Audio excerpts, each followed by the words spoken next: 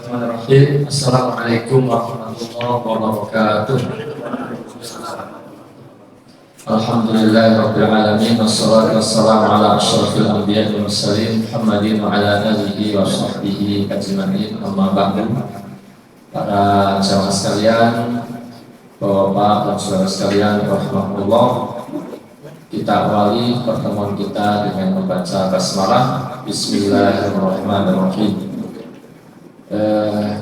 Tadi disampaikan dan sedikit menambahkan terkait dengan kita saat ini berada di bulan Sya'ban, ya, bahwa di antara keutamaan bulan Sya'ban itu adalah bahwasanya bulan tersebut bulan di mana amal-amal yang kita kerjakan itu dinaikkan, dilaporkan kepada Allah Subhanahu wa taala.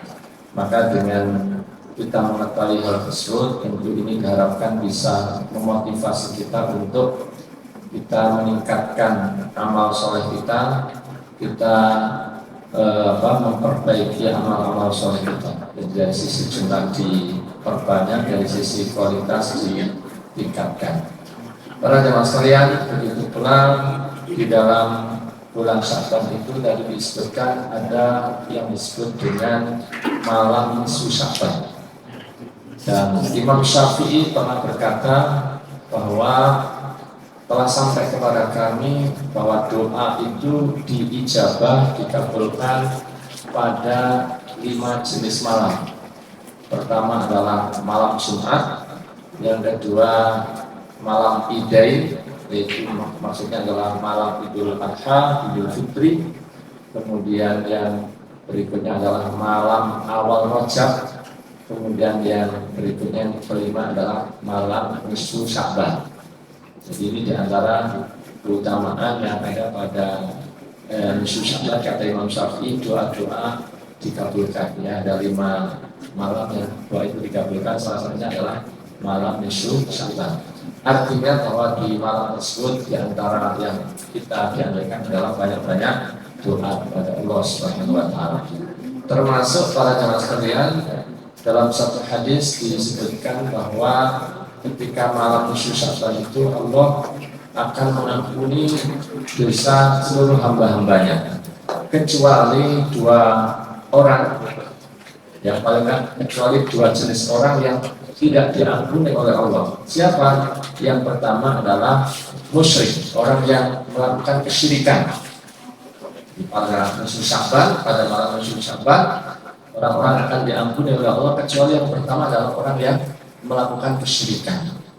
Ya. Yang kedua musakhir. Musakhir itu orang yang bermusuhan, orang yang bertengkar dengan temannya, dengan saudaranya, mungkin karena warisan, mungkin karena cekcok apa, mungkin karena efek pilpres, efek pileg, ya, sesama tim ses, sesama pendukung. Nah ini jangan sampai, Pak. Ya biarlah sekarang yang adu data ini para saksi-saksi di TPS, ya, sekarang lagi mempertahankan dengan bukti-buktinya. Nah itu kita nggak usah ikut musuh-musuhan, ya. Kadang-kadang antar calonannya biasa-biasa, ini tim sesnya malah ikut kenceng, ya. Jadi intinya di malam nisfu Sya'ban itu di antara yang harus kita jauhi adalah berbagai macam dosa dan maksiat. Salah satunya adalah kesyirikan dan pertengkaran, permusuhan, ya. Para sekalian yang dirahmati Allah SWT, ini yang mungkin ditambahkan atau yang ingin saya tambahkan berkaitan dengan kalau kita berada di bulan Sya'ban. Baik, kita kembali kepada pelajaran kita pada bulan yang lalu. Kita bahas seputar wudhu, dan yang sudah kita bahas terakhir itu kalau tidak salah adalah tentang ini, tentang sunnah-sunnah wudhu, ya. Ini seingat saya sudah kita bahas, ya, bahwa di antara sunnah-sunnah wudhu itu ada membaca basmalah saat akan memulai wudhu, kemudian bersiwak, membasuh kedua telapak tangan saat hendak wudhu, kemudian berkumur 3 kali, masukkan air ke dalam hidung 3 kali dan mengeluarkannya kembali, kemudian membasuh janggut, jenggot, ya, Kemudian menyela-nyela jari, ya, baik ketika kita membasuh tangan atau kaki ya, jari-jarinya di sela-sela, kemudian membasuh anggota tubuh 3 kali. Jadi sunnahnya 3 kali. Kalau lebih dari 3 kali, kalau disengaja itu perbuatan buruk, perbuatan zalim. Jadi prinsip itu tidak sama seperti kita mencuci baju atau apa, semakin dibilas limbahnya mungkin semakin baik. Tapi kalau wudhu itu ada aturannya, yaitu 3 kali. Lebih dari itu kalau disengaja ya justru keburukan. Kemudian memulai bagian kanan. Meskipun kalau kita lakukan dari bagian kiri ya sah, tetapi sunnahnya adalah memulai dari bagian yang kanan.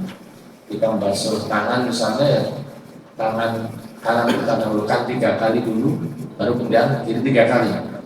Tidak kanan kiri 3 kali ya, tapi tangan kanan 3 kali, kemudian dilanjutkan kiri 3 kali. Betulan misalnya kaki dan demikian.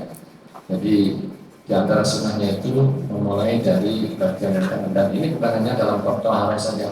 Jadi ketika kita memakai baju, menyisir rambut, memakai sepatu dan seterusnya, nah itu diusahakan memulai dari yang sebelah kanan. Membagikan roti, ini tadi merasa kan? Jadi membagikan sesuatu ini kalau bisa kanan dulu, atau kalau ada yang memang mendahulukan yang lebih sepuh, ya, prinsipnya adalah limpahan ya.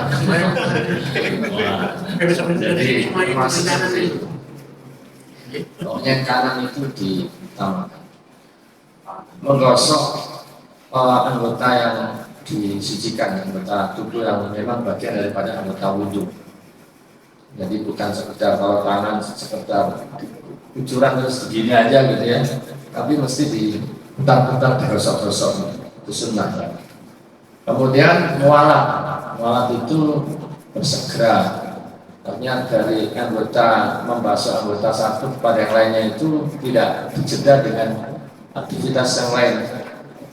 Tidak kemudian basuh tangan terus ada telepon, angkat telepon dulu baru lanjut. Nah, jadi harus disunahkan itu mualat ya, mualat atau yang lain. Kemudian mengusap kedua telinga, ya, mengusap kedua telinga.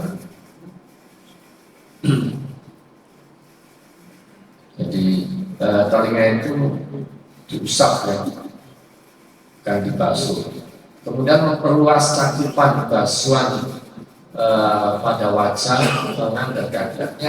Batasan rukunnya sebelumnya sudah dijelaskan, bukan misalnya sampai dari sini sampai jambut, kuping sampai kuping sebelahnya, tapi sunnahnya diperluas, dilebihkan dari itu, ya, dilebihkan dari batas wajah. Begitu pula tangan, siku-siku termasuk yang dibasuh, tapi dilebihkan dari itu sunnah. Kaki juga demikian, batasannya adalah mata kaki masuk termasuk yang harus dibasuh, tapi melebihkan dari itu adalah sunnah. Kemudian betapapun demikian, dalam wudhu itu dianjurkan untuk hemat dalam penggunaan air, tidak karena banyak airnya atau karena merasa tidak bayar terus semaunya. Jadi tetap harus prinsip hemat itu dipegang. Sunnahnya memang demikian, tidak berlebih-lebihan. Kemudian berdoa pada saat wudhu, kemudian baca doa sesudah wudhu, dan terakhir adalah sholat 2 rakaat sesudah wudhu. Nah, ini bahasan kemarin sekedar kita balik terhadap bahasan aslinya. Kemudian berikutnya para jamaah sekalian adalah bahasan tentang hal-hal yang dimakruhkan saat kita wudhu. Apa yang dimakruhkan? Ini tadi ada kaitannya dengan bab yang kita bahas. Bahwa orang yang berwudhu dianjurkan untuk apa? Untuk tidak meninggalkan sunnah-sunnah wudhu, meninggalkan hal-hal yang disunahkan saat berwudhu seperti yang kita sebutkan tadi, itu punya makruh, kecuali kalau karena ada udzur atau ada alasannya. Jadi tadi kita sebutkan tentang sunnah-sunnahnya. Sengaja meninggalkan hal yang disunahkan, ini kata mu'alif kitab fikih sunnah itu dikategorikan sebagai perbuatan yang makruh. Baik, para jamaah sekalian yang dirahmati oleh Allah Subhanahu wa taala, Kemudian berikutnya adalah apa saja yang membatalkan wudhu. Ya, pertama kencing, buang air kecil ya, masuk buang air besar, termasuk kentut, baik yang bunyi atau yang nggak bunyi. Ya, pokoknya dia yakin kentut ya berarti batal. Kecuali kalau ragu, nah ya baik yang bawa atau tidak bawa, pokoknya prinsipnya yakin telah kentut. Tapi kalau gimana Pak, ragu-ragu, ya misalnya ada orang sudah wudhu, terus kemudian di tengah itu semua dia antara sudah kentut ataukah belum, itu maka dianggap belum. Ya, kalau ragu-ragu, tapi kalau meskipun nggak mendengar suara, nggak mencium bau, tapi dia yakin kentut, ya kentut, ya dianggap kentut. Jadi poinnya adalah pada yakin atau tidak. Kemudian keluar mani, terus wadi dan madi. Nah, ini sudah pernah kita bahas apa itu mani, apa itu wadi, apa itu madi di dalam bab najis ya. Untuk wadi dan mani ini untuk wadi dan madi para ulama sepakat najis hukumnya. Tapi kalau mani ini ada khilafiyah tentang najis tidaknya. Tapi dalam hal terkait dengan membatalkan wudhu ini semua adalah menjadi pembatal wudhu. Bahkan kalau mani ini tidak cukup keluar mani terus kemudian wudhu saja, tapi mesti harus mandi. Para jemaah sekalian dirahmati Allah Subhanahu wa taala, kemudian tidur nyenyak ya. Dan sampai pules gitu ya. Yang menyebabkan hilang kesadaran. Ini saya kalau salah sudah pernah sampaikan tentang tidur itu apakah membatalkan wudhu atau tidak. Ini ada sekian pendapat ya. Nah, yang diambil oleh mu'allif kitab ini adalah bahwa yang membatalkan itu kalau tidurnya itu nyenyak ya, tidurnya itu pulas, yang indikasinya ya hilang kesadarannya. Misalnya dia tidur terus sampai miler, ya, misalnya, meskipun duduk tapi ada nggak yang tidur sampai miler itu? Berarti kan hilang kontrol itu. Atau megang sesuatu misalnya, megang HP-nya jatuh, nah itu berarti dikasih hilang kontrolnya ya. Sebenarnya kata para ulama bukan masalah tidurnya, yang membatalkan, tapi dengan ketika dia tidur itu dia kehilangan kontrol, dia tidak bisa mengontrol kentut atau tidaknya nanti. Nah itu yang kemudian titik poinnya kemudian dibahas apakah tidur itu batalkan wudhu atau tidak. Poinnya adalah di sini yang batalkan itu kalau ini artinya apa jemaah sekalian? Kadang-kadang ini kan setiap Jumatan semua kan ya. Pernah nggak ketika Jumatan itu tidur? Sering atau tiap hari? Nah, kalau maksud saya dengan kita membahas ini, kalau kita Jumatan, itu kalau kemudian kita menyadari diri kita tadi itu tidur, indikasi kita tidur, nggak ngerti yang disampaikan khotibnya itu nyerang apa tadi gitu ya. Nah, itu indikasi kita tidur. Nah, kalau kayak gitu amannya kita wudhu. Hati-hati kan. Tapi dari sekian jamaah yang ngantuk tadi ada nggak begitu dia bangun terus langsung ke tempat wudhu gitu? Kayaknya nggak ada ya. Langsung pura-pura nggak terjadi apa-apa gitu ya. Langsung sholat ya. Meskipun dalam bab ini sekali lagi ada khilafiyah, tadi paling aman kalau menyadari tadi itu tidur maka baiknya wudhu. Ya, baiknya lebih aman ya, terlepas dari adanya khilafiyah tadi. Kemudian yang sekalian hilang ingatan karena pingsan atau karena efek obat gitu ya, dan seterusnya. Kemudian menyentuh kemaluan secara langsung, ya, kemaluannya sendiri ya. Itu enggak maksudnya pemikirannya yang macam-macam. Ini maksudnya kan bapak punya anak ya, punya anak, terus anaknya pipis, terus dia bokin anaknya, itu diantara maksudnya itu kalau menyentuh kemaluan anaknya karena kan apa? Benar nggak? Bapak-bapak punya anak kan, nah, masa istrinya terus kan kadang-kadang kita sebagai ayahnya juga nyepokin habis siap pipisan kayak gitu, apakah membatalkan atau tidak? Yang dibahas oleh para ulama kalau menyentuh kemaluannya, kalau kemaluan yang misalnya anaknya dan akhirnya tidak dalam masuk bahasan itu, karena kan dalam hadis itu siapa yang menyentuh zakarnya kan gitu.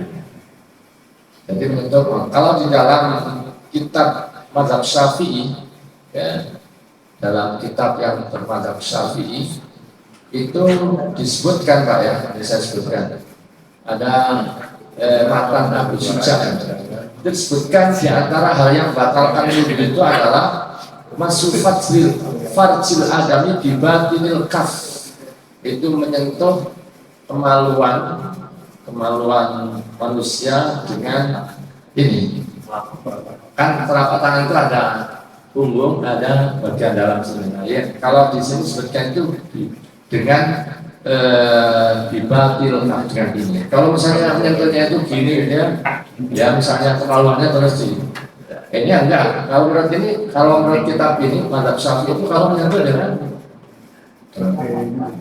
ini itu satu pendapat ya.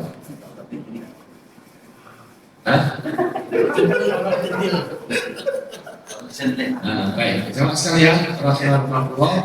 Kemudian berikutnya ada hal-hal yang dianggap tidak membatalkan wudhu. Ya. Di sini disebutkan menyentuh perempuan tanpa alas, tanpa ada pembatasan, tanpa alas. Jadi maksudnya secara langsung. Ini mu'alif kitab fikih sunnah ini menganggap itu tidak termasuk membatalkan. Kalau di dalam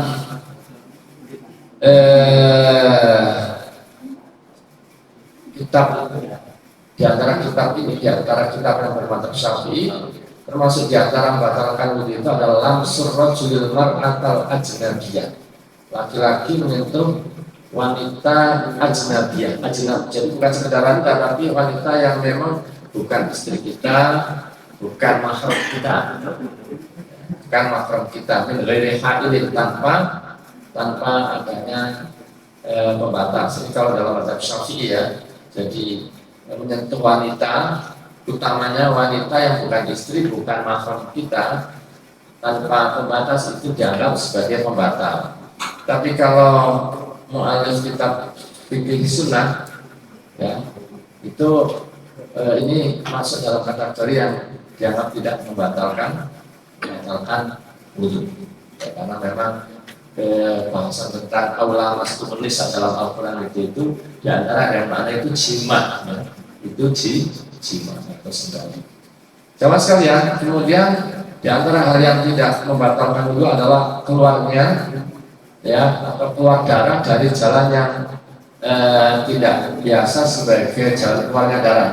Misalnya misal luka ya, bukan keluar darah, tapi bukan aslinya nggak seperti itu, bukan sebagai tempat keluarnya.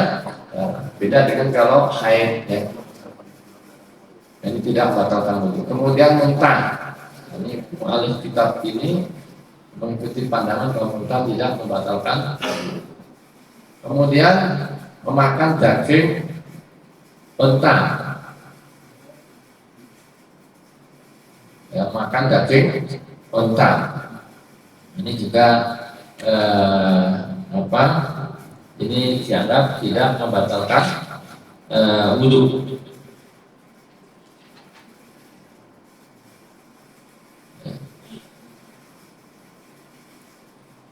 Wa ra'yul khulafa'il arba'ah, ini pendapatnya para khulafa'ur rasyidin ya, dan kebanyakan para sahabat.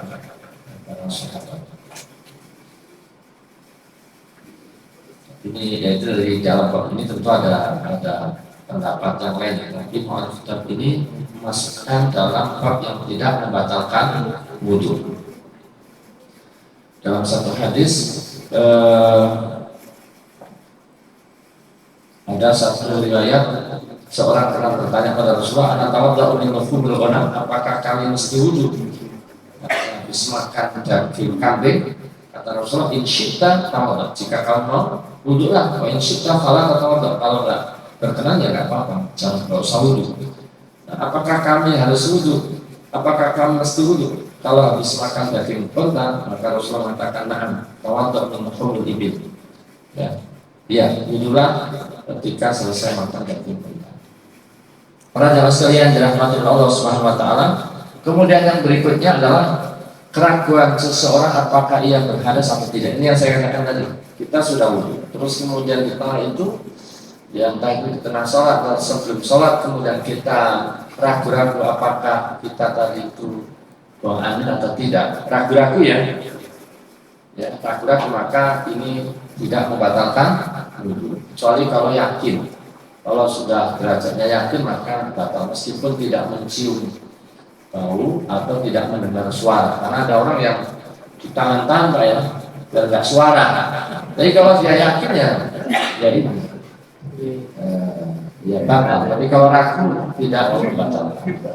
Kemudian berdehen, nah, kayak gitu itu tidak membatalkan. Kemudian memandikan mayat, ya, karena dalil tentang hal tersebut dianggap sebagai dalil yang dhaif ya. Para jamaah sekalian dirahmati Allah Subhanahu wa taala.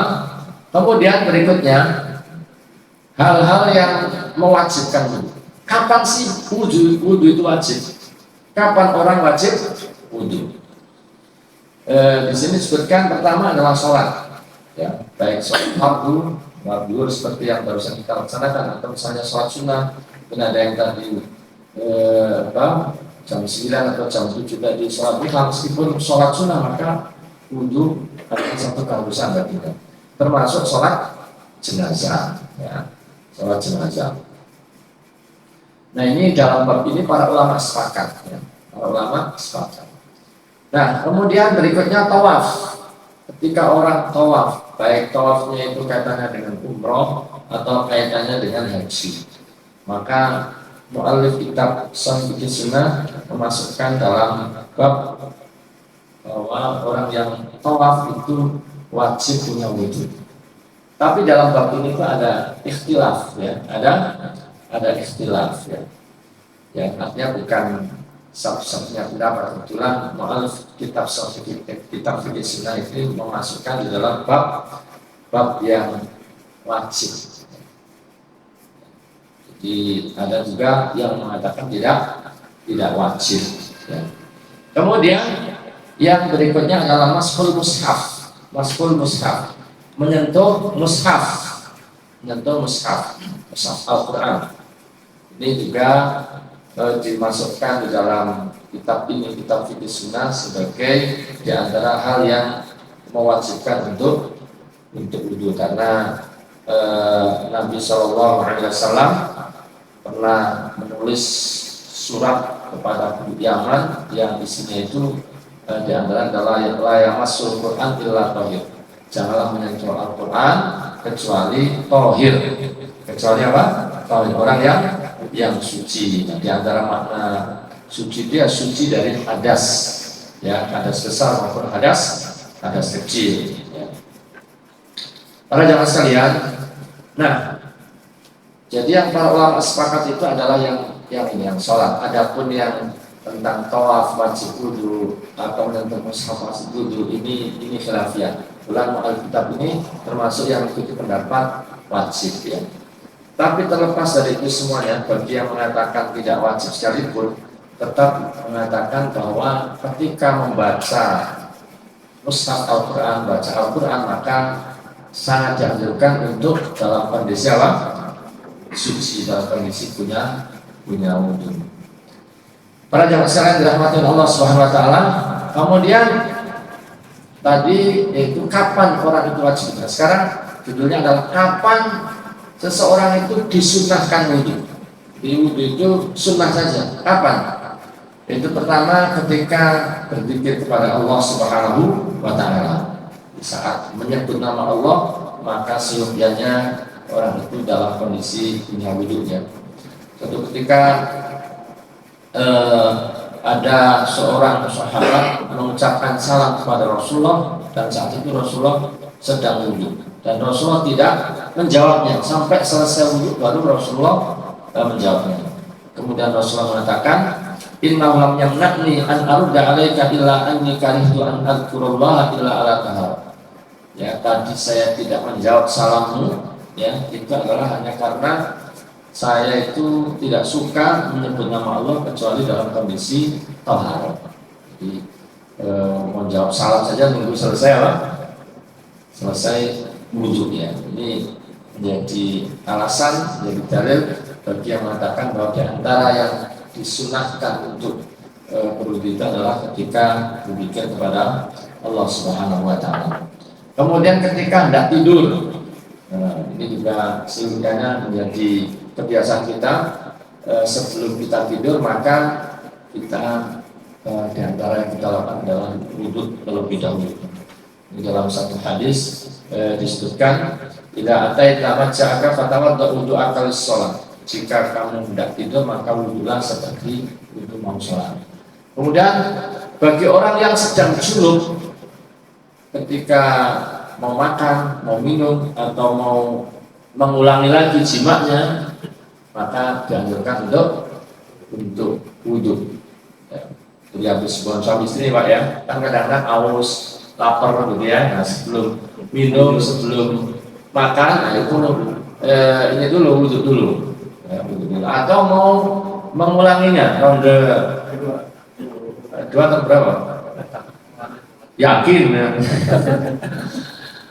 Para jamaah sekalian, nah ini dianjurkan untuk apa? Untuk wudhu. Ya, biar dari sisi hikmahnya dan lebih semangat, lebih seger, ya, lebih bersemangat. Kemudian sebelum mandi besar, ya, karena kalau kita bicara rukun mandi besar itu kan 2 saja, ya, niat, kemudian mengguyur sekujur badan kita, ya, meratakan air kepada sekujur atau seluruh badan kita. Itu kalau sekedar yang penting mandi besar saja, mandi syar'i, mandi junub, ya itu sudah memenuhi kriteria mandi junub. Tapi kalau kita ingin mandi kita itu memenuhi ya sunnah-sunnahnya juga, maka di antara yang disunahkan adalah sebelum kita mandi besar itu adalah diawali dengan wudhu terlebih dahulu. Jadi wudhunya kalau kita mau mandi besar atau ketika kita mandi besar itu bukan sesudah mandinya, bukan sesudah mandi, tapi dilakukan sebelum. Pak, nanti kan setelah itu menyentuh lagi. Kalau kita nanti mengikuti apa yang dicontohkan Nabi, maka tidak perlu lagi menyentuh kemaluan, karena nanti urutannya kalau kita mandi besar itu sebelum wudhu itu membersihkan dulu. Misalnya habis mengucap istri membersihkan bekas-bekas mandi dulu, dibersihkan dulu, baru kemudian setelah itu baru kemudian wudhu, baru kemudian mandinya. Jadi kalau mengikuti urutan ini maka tidak perlu lagi setelah mandi itu terus pakai menyentuh kemaluan lagi. Kemudian setelah makan makanan yang tersentuh dengan api, makan sate, makan ayam bakar, gitu, ini disunahkan untuk apa? Untuk wudhu. Ya, di dalam satu hadis itu Rasulullah SAW mengatakan, tawadda'u mimma masakna. Wudhulah kalian dari apa yang tersentuh oleh api. Baik. Kemudian memperbarui wudhu setiap kali mau sholat. Ya, jadi memperbarui wudhu setiap kali mau sholat. Jadi meskipun kita, Bapak tadi kan wudhu ya, untuk sholat wudhu. Nah, kemudian nanti ketika asar, meskipun yakin tidak batal, maka nggak apa-apa kita wudhu, ya, mengulangi wudhu setiap kali kita mau sholat. Rasulullah mengatakan, laula asyqa ala ummati amatu inda kulli salatin wudhu, ya. Kalau tidak khawatir memberatkan umatku, aku akan perintahkan umatku, ya, setiap kali sholat itu saya perintahkan mereka untuk wudhu. Para jemaah sekalian yang dirahmati Allah SWT, terakhir, ya, ada beberapa hal yang perlu kita perhatikan ketika kita berwudu ya. Di antaranya ketika kita wudu misalnya kok ada yang bertanya sesuatu, mungkin nanya yang penting, nah pada saat itu kita sedang wudu, nggak apa-apa kita jawab. Ada orang diajak ditanya sesuatu diem aja gitu ya. Padahal itu sesuatu yang penting segera dijawab. Ya, nah ini perlu diketahui bahwa berbicara pada saat wudu kalau memang itu diperlukan itu tidak apa-apa. Ya, kalau memang diperlukan, tapi kalau enggak ya ngapain ngobrol kan gitu. Kemudian yang kedua, sebagian orang ada yang ketika membasuh muka baca doa, basuh tangan baca doa, basuh kaki baca doa. Nah ini menurut mu'allif kitab ini, nah ini tidak ada landasan dari Nabi. Nah, tidak ada. Yang ada itu ya doa yang memang dibaca pada saat wudu atau sesudah wudu. Tapi kalau setiap membasuh muka terus berkumur, terus mau membasuh tangan, ada bacaan setiap kali itu semua, maka kata mu'allif kitab ini la ashalah, tidak ada landasan dari Nabi Shallallahu Alaihi Wasallam. Kemudian kadang-kadang kita ini kan lupa Pak ya, wudu kita misalnya sunnahnya kan 3 kali, nah ini udah berapa kali? Misalnya membasuh tangan atau membasuh muka udah berapa kali? Kan sunnahnya 3. Kalau sengaja itu kan nggak boleh. Nah kalau kita ragu bagaimana? Maka kita mengambil hal yang meyakinkan bagi kita. Dari ragu antara 3 atau 2, maka kita anggap baru 2, yang paling sedikit, yang paling meyakinkan. Kemudian jika ada sesuatu yang menghalangi sampainya air ke anggota tubuh yang harus dibasuh, maka itu bisa menyebabkan wudu kita tidak sah. Misalnya ada cat, ada apa yang memang kita tahu ya, kecuali kalau kita nggak tahu. Ya, kalau ada cat yang menghalangi sampainya air pada anggota wudu kita, maka itu bisa menyebabkan wudu kita tidak sah. Tapi kalau misalnya ada perempuan kan pakai apa itu kaca ya, yang itu kan tidak menghalangi sampainya air ke kulitnya ini, maka tidak apa. Kemudian jangan sekalian, orang yang mengalami istihadah, jadi darah yang keluar dari wanita itu ada darah haid, ada darah nifas, ada darah istihadah. Jadi dia tidak sedang habis melahirkan, dia tidak juga sedang masa haid, tapi dia keluar darah, maka itu disebut dengan darah istihadah. Atau ada orang yang bertata pipis ya, ini sudah nggak cacat, apa? Udah dol ya.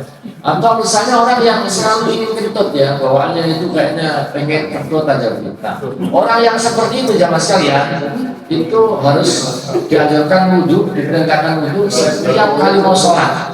Jadi kalau kita ini Pak ya, wudu untuk sholat asar, dan sekarang kita udah bisa wudu.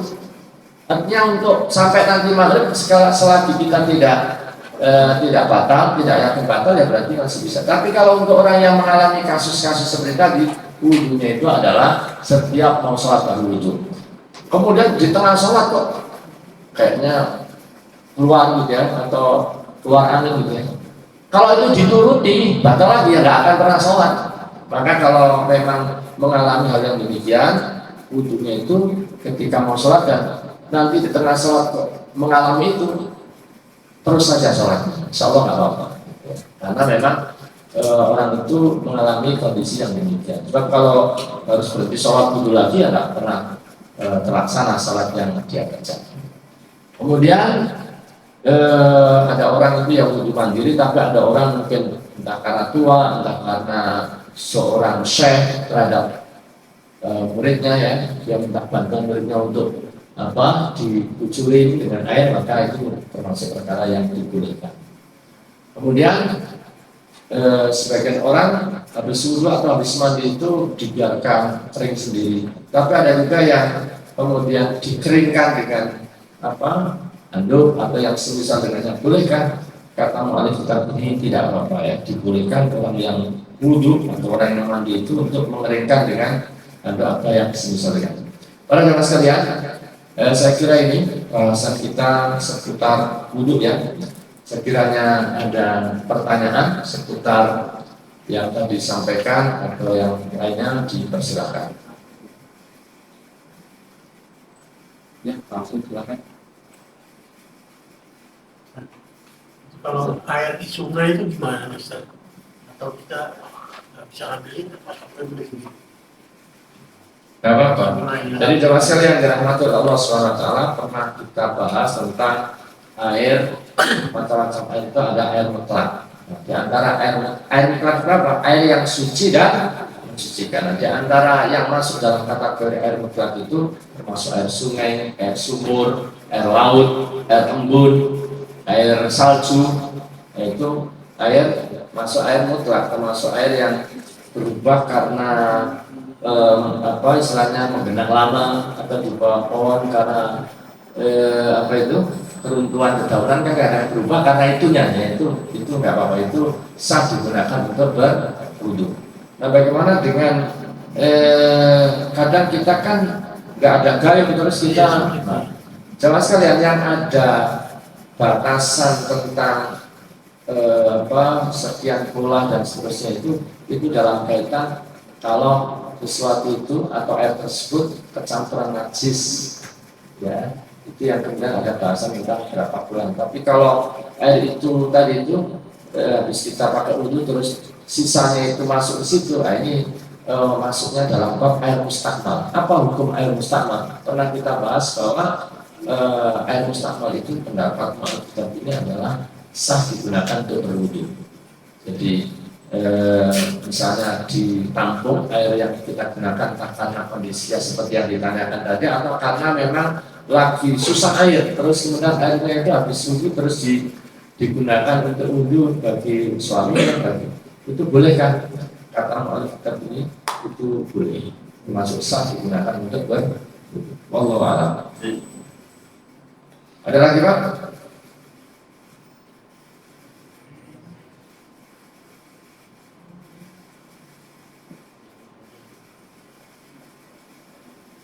Cukup? Halo? Para jemaah sekalian, kalau tidak ada pertanyaan, saya kira sampai di sini, dan terakhir saya ingin ditambahkan bahwa kita sekarang di bulan Sya'ban, dan di antara yang dianjurkan bulan Sya'ban itu tentu tadi memperbanyak amal soleh. Teringat satu perkataan seorang ulama ya, bahwa ada seorang ulama mengatakan Syahrul Rajab Syahrul Asad, bulan Rajab itu bulan untuk menanam. Wa Sya'ban Syahrul Saqil Zabi, bulan Sya'ban itu bulan untuk menyirami tanaman. Wa Ramadan Syahrul Hasad Zabi, sedangkan bulan Ramadan adalah bulan untuk memetik hasil. Artinya apa? Kita sebagai orang mukmin, kalau kita ingin panen raya kebaikan di bulan Ramadan, maka seperti petani, kalau ingin panen maka dia harus berikhtiar menebang benih, kemudian benih itu ketika sudah mulai tumbuh tidak dibiarkan begitu saja, tapi dirawat, disirami, dipupuk, dijaga dari hal-hal yang akan merusaknya, sehingga pada waktunya nanti dia bisa berharap mendapatkan panen yang besar. Nah, kita juga demikian di bulan Ramadan adalah kesempatan kita untuk meraih kebaikan yang besar. Tapi tentu orang yang bisa meraih kebaikan yang besar adalah orang yang punya istiqomah, ya, orang yang melakukan persiapan-persiapan. Dan mulai dari sekarang, mari kita persiapkan diri kita dengan menumbuhkan amal-amal soleh yang kita ingin maksimal di dalam bulan Ramadan. Dilakukan kita sudah mulai dari sekarang. Ya, di tengah kesibukan, maka kita sempatkan untuk juga tilawahnya. Ada seorang mungkin ini kita nggak bisa niru 100% ya, tapi paling nggak semangatnya. Jadi ada seseorang salafus soleh itu kalau bulan Sya'ban itu menutup tokonya. Jadi biasa jualan setiap hari sepanjang tahun, tapi kalau sudah masuk bulan Sya'ban tutup tokonya dalam rangka fokus tilawah. Nah, kita susah Bang, kayak gitu ya. Malah kalau Ramadan punya nggak jualan dan jualan ya. Nah, kita mungkin nggak sampai situ, tapi yang kita ingin tiru semangatnya adalah interaksi dengan Quran itu sudah mulai digiatkan di bulan Sya'ban, sehingga nanti di bulan Ramadan itu sudah menjadi kebiasaan dan kita bahkan termotivasi untuk lebih banyak lagi. Nah, gitu. Oleh karena itu jemaah sekalian, ya bulan Sya'ban ini mari kita jaga amal-amal yang nanti kita maksimalkan di dalam. kalau di malam nisfu Sa'ban itu orang banyak yang baca Yasin 3 kali itu gimana kalau seperti? Sebenarnya tidak ada anjuran untuk melakukan ini dan itu, artinya bebas saja. Ya, yang mau baca surat Yasin ya silakan, yang mau baca surat Al-Baqarah silakan, yang mau baca doa, zikir ya silakan. Secara umum di bulan Sa'ban kita dianjurkan untuk apa? Untuk meningkatkan amalan. Adapun di bulan atau di nisfu Sa'ban tadi itu diantara yang disampaikan para ulama kan doa itu dikabul, maka ya pada saat itu kita banyak doa. Nah, doa ini tidak mesti harus kumpul di masjid, di musola ya. Tapi bukan berarti terus nggak ada anjuran untuk melakukan itu terus nggak ngapa-ngapain juga jangan. Ya, kita bisa melakukan bisa secara mandiri ya. Nah, jadi yang tidak harus atau tidak ini itu adalah kalau kemudian seakan-akan harus misalnya ngumpul di masjid terus kemudian melakukan entah baca bersama atau doa bersama, nah itu tidak harus, tapi bukan berarti tidak boleh, bahkan kita dianjurkan banyak doa. Nah, gitu loh. Wallahu a'lam bishawab. Ada lagi Pak? Cukup ya? Baik, demikian pada teman sekalian, mudah-mudahan apa yang kita bahas bermanfaat, mudah-mudahan wudhu kita semakin sempurna dan kemudian juga akhirnya sholat kita juga diterima oleh Allah Subhanahu wa taala. Subhanallah walhamdulillah, asyhadu an la ilaha illa anta, astaghfiruka wa atubu ilaik. Assalamualaikum warahmatullahi wabarakatuh.